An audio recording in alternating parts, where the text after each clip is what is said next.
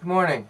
So now we're back. We're back to updates as per usual. I want to thank you guys again for contributing to the Kickstarter campaign. If you haven't yet, you still can. You can still get some of the DVDs or whatever you want. It's led to a very interesting and bizarre time. I've since finished the script for Hypothesis the Fifth, Fate. It's currently 47 pages.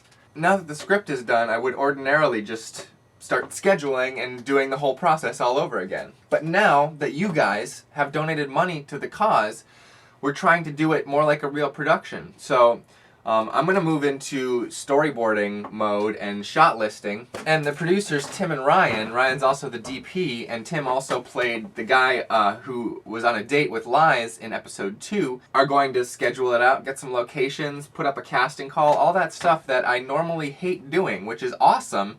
Thank you guys for providing money for that. We're going to meet for a production meeting next week. I'll bring the camera along to that, and I'll just kind of like keep you up with the process a little bit, you know, like Corey Vidal style. Have you seen his Lost video? That's awesome. That's sickening how much I wanted to be where he was.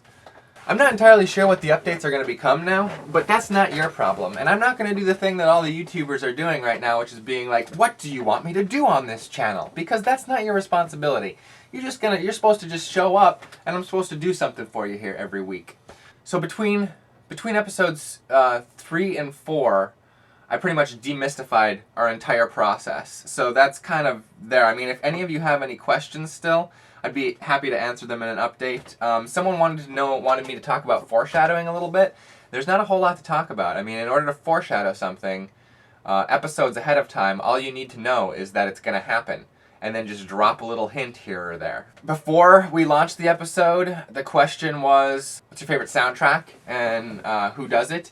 Hans Zimmer cleaned up. Hans Zimmer, probably, is how you would say his name. It was like basically a head-to-head battle between Hans Zimmer and John Williams, you know?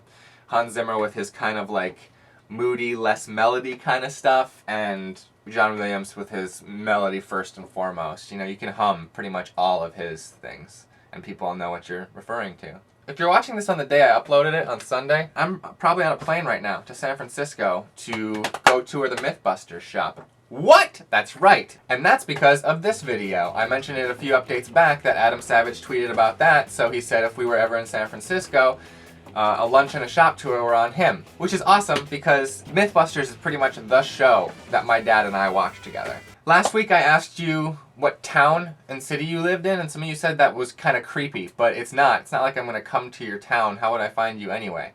But what I wanted to know is, because when you go into the YouTube Insight, like you can see the countries that are watching you and the percentages, but you don't get a feel for all the towns.